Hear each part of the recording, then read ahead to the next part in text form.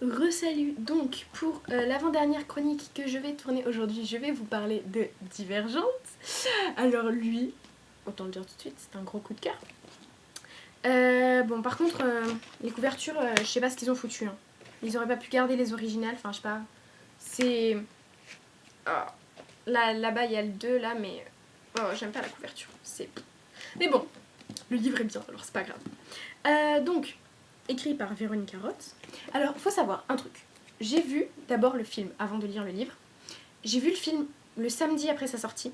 Et le samedi d'après, donc une semaine après avoir vu le film, on m'a offert les 2 premiers tomes. Et du coup, j'ai pas pu me retenir. Je devais finir un autre livre avant. Là, c'était Mon père est parti à la guerre.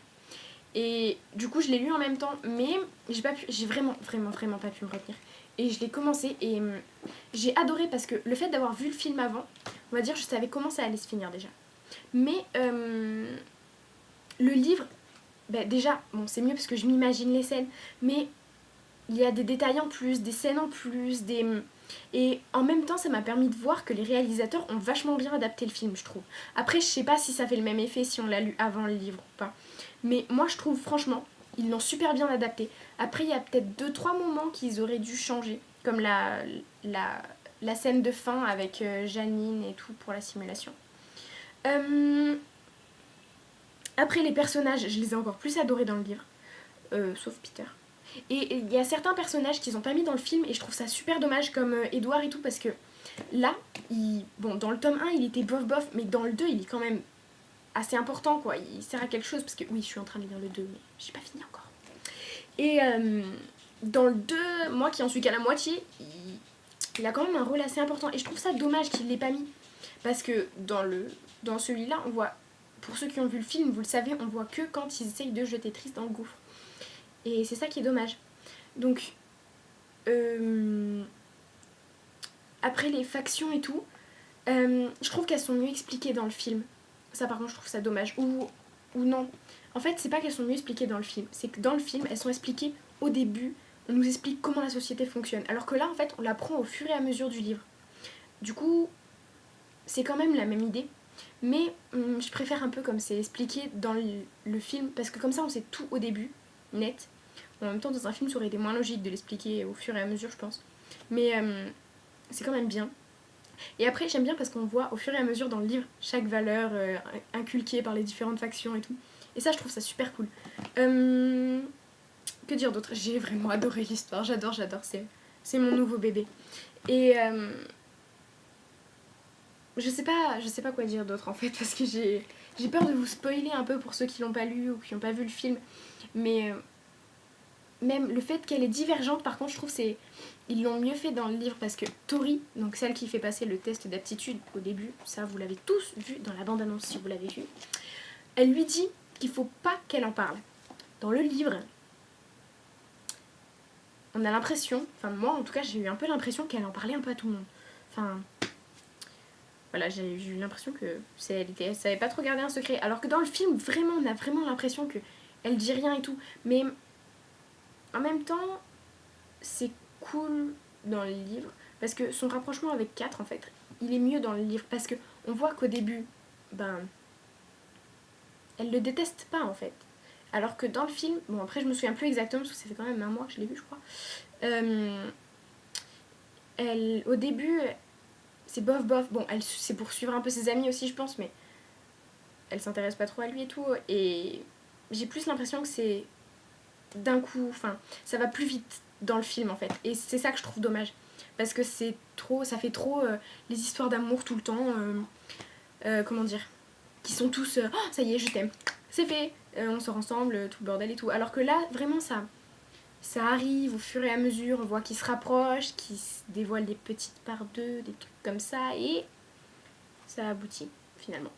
Et je trouve ça mieux.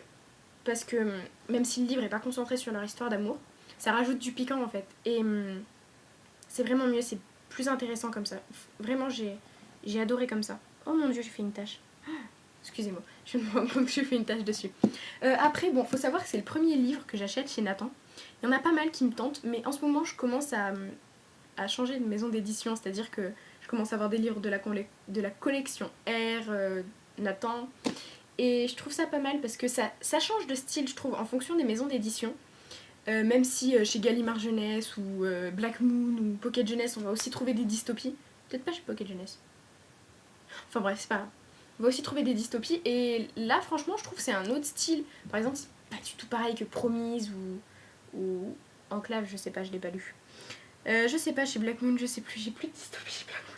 Bref, c'est pas grave. Je crois que j'en ai pas lu dans cette maison d'édition, mais c'est pas grave. Et vraiment, donc voilà, vraiment, je trouve qu'il y a un style par maison d'édition et ça j'adore. Et c'est pour ça qu'en fait je suis contente de l'avoir acheté, parce qu'au début je voulais acheter que le 2 et je me suis dit que j'allais faire une grosse boulette en achetant le 2 parce que ça me l'avait fait pour Twilight quand je les avais lus. Je les ai jamais lus dans l'ordre ces bouquins. J'ai lu d'abord le 4, ensuite le 5, ensuite le 1 et après le 3. J'ai toujours pas lu le 2, mais bon. Et je trouve ça dommage parce qu'en lisant le 4 d'abord, il me manquait des petits trucs du 3, notamment une promesse que Bella avait fait à Edward, qui n'est pas dans le film. Et ça c'est très dommage d'ailleurs, parce qu'elle est pas mal cette promesse. Mais c'est un rapport avec le bras de fer, pour ceux qui ont lu le film, ou lu le livre. Et vraiment c'est pas... Enfin du coup, le fait d'avoir fait cette boulette avec le livre de Twilight, ça m'a permis de me dire, tant qu'à faire, autant acheter le 1 en plus. Et puis même, quand même, c'est quand même mieux d'avoir les 3 tomes quoi, dans une saga que le 2 et le 3.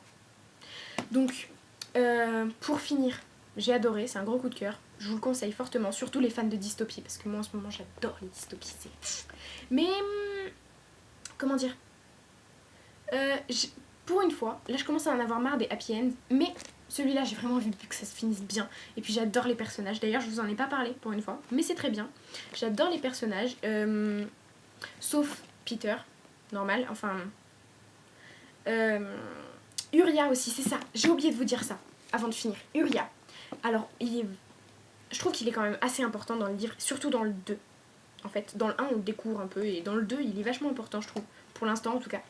Et je trouve ça vraiment dommage que dans le film on le voit qu'au moment de la tyrolienne. Et c'est vraiment... Ça c'est un truc vraiment qui m'a un peu déçue. Mais maintenant que j'ai lu le livre, j'aime toujours autant le film, j'adore encore plus le livre.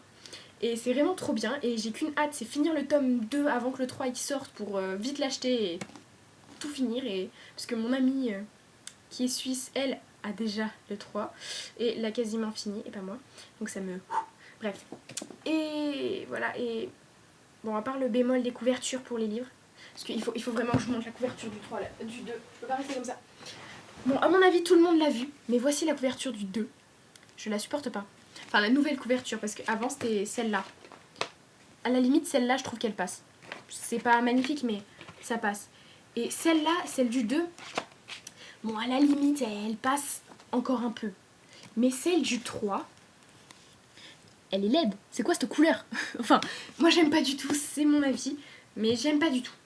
C'est les couleurs, en fait, je crois, qui vont pas.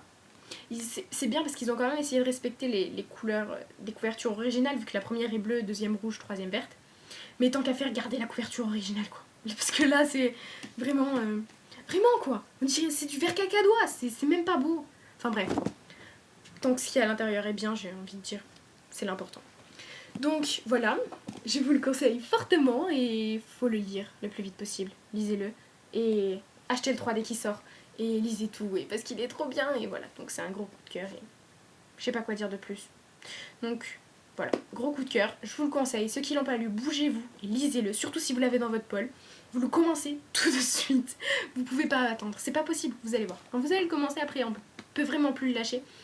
Et même le tome 2, là, je suis dégoûtée parce que hier, j'ai pu lire qu'un chapitre et vraiment, j'en suis à la moitié, quoi. Voilà, j'ai lu ça, il me reste ça à lire.